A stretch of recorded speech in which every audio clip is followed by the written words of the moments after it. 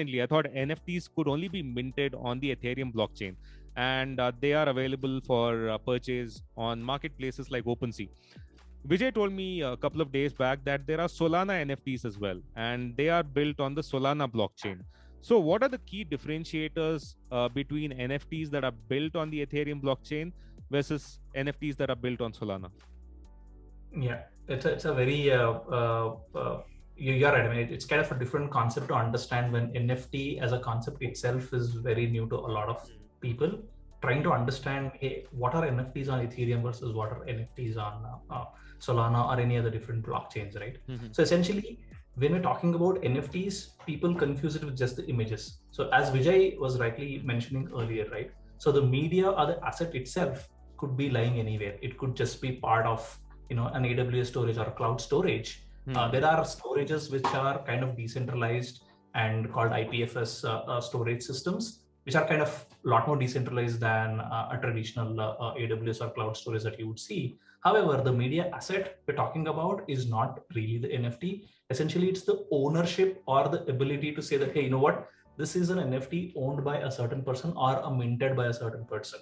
Now, the role that Ethereum or Solana or any other blockchain plays is essentially keeping a public record of the time when it was minted, and then from there on, all the transactions between the exchanges that happen between different people. So the NFTs on Ethereum and NFTs on Solana, if you compare the images and stuff, the quality, there's absolutely no difference. Right? You can pretty much launch any kind of NFTs on Ethereum or Solana. What differs is essentially the fundamental on the blockchain itself, right? Ethereum is the most popular programmable blockchain today, which is the smart contracts, and that's why kind of that's where the NFTs also originated from. And to also kind of slightly answer why CryptoPunks are popular is because it's probably the first or the oldest NFTs today, right? It's almost like the paintings from Esther years. So that's why they're popular. However, you can launch the same NFTs or similar NFTs on Solana, but again, you have the same advantage that we just spoke about, right? As a network or as a platform, Solana is extremely fast. In order to mint an NFT on Ethereum, you will end up spending a lot of money, whereas to do the same thing on Solana, you'll spend a lot less money as a creator or as a minter. And of course, you can also transact those NFTs. So the image itself, it doesn't necessarily change. Something to add, Vijay? Nothing. I think NFTs themselves, like I said, it's just proof of ownership, and these records can lie in any blockchain, which is not sensitive, not editable, right, mutable. So that's it. So there are AVAX, for instance. Avalanche is another chain which can have these. So there can be multiple instances of these NFTs in different L1 chains. Right. Okay, so what if, let's say, one of the major NFT artists decides to migrate to Solana? Is that possible?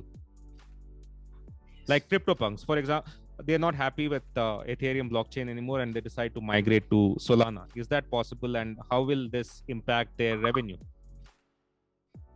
Yeah, so it is possible to migrate your art, right? Because you're not migrating the media itself. What you're migrating is essentially all the subsequent the transactions and the ownership history.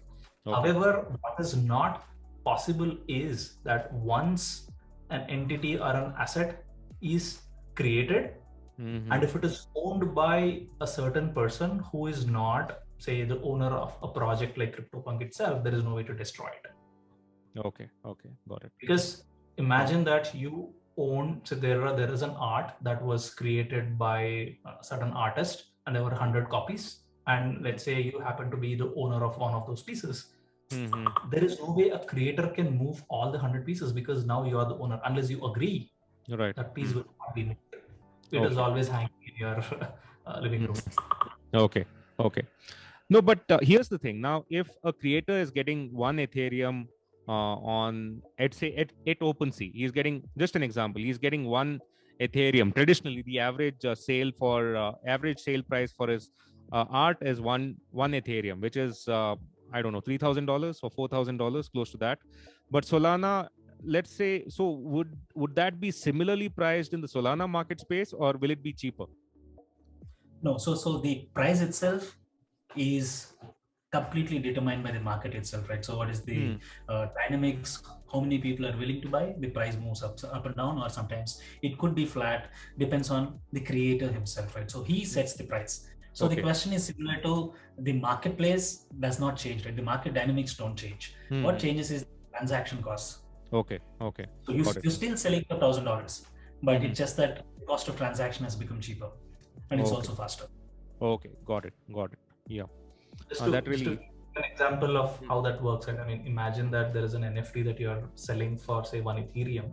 In order to change the ownership of 1 Ethereum, you probably, I mean, which is say roughly around $3,000, you'll probably end up spending another $250 on top of that 3,000 to kind of buy that asset from someone else.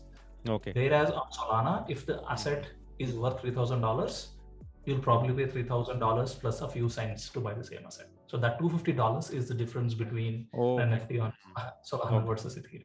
Got it. Here's a really stupid question, and we can cut this out if it doesn't make sense. Let's say Solraiser becomes phenomenally successful. Let's say it's the next Microsoft or Twitter.